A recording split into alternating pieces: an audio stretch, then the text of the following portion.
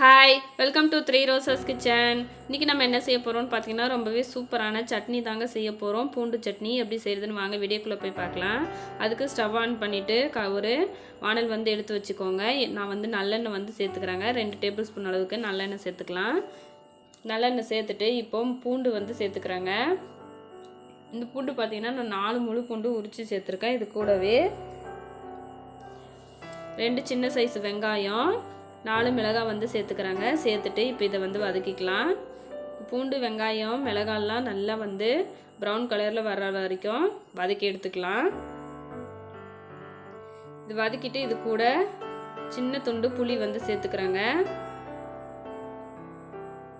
சேர்த்துட்டு இப்போ இந்த புளியும் நம்ம நல்லா இந்த எண்ணெயிலே வதக்கிக்கலாம். நம்ம நல்லெண்ணெயில் செய்யும்போது சட்னி வந்து 2-3-4 நாளும் வச்சு சாப்பிடலாம். ரொம்ப டேஸ்ட்டாக இருக்கும்.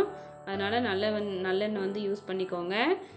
இப்போ வதங்கினதுக்கு அப்புறமா நம்ம இதை ஆற வச்சுட்டு மிக்ஸி ஜாரில் வந்து சேர்த்துக்கலாங்க.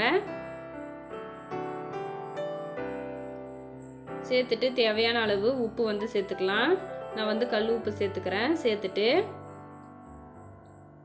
கொஞ்சமாக தண்ணி ஊற்றி நம்ம சட்னியை வந்து நல்லா அரைச்சி எடுத்துக்கலாங்க.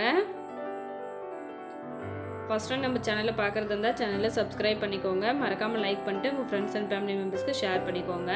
பாருங்கள், அவ்வளோதான், சூப்பரான பூண்டு சட்னி வந்து அரைச்சி எடுத்தாச்சு. இப்போ இதை வந்து தாளிச்சிடலாம். அதுக்காக மறுபடிக்கும் ஸ்டவ்வை வந்து ஆன் பண்ணிட்டு ஒரு கடாயில் நான் நல்லெண்ணெய் வந்து ஊற்றிக்கிறாங்க. ஊற்றிட்டு 1 டேபிள் ஸ்பூன் கடுகு வந்து சேர்த்துக்கலாம்.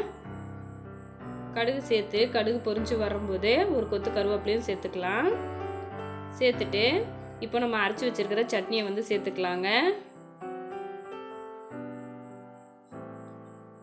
சேர்த்துட்டு லைட்டாக தண்ணி ஊற்றி நம்ம அந்த மிக்ஸி ஜாரை மட்டும் அலசி சேர்த்துக்கலாம். சேர்த்துட்டு இப்போது சட்னியை வந்து வதக்கி விட்டுக்கலாம்.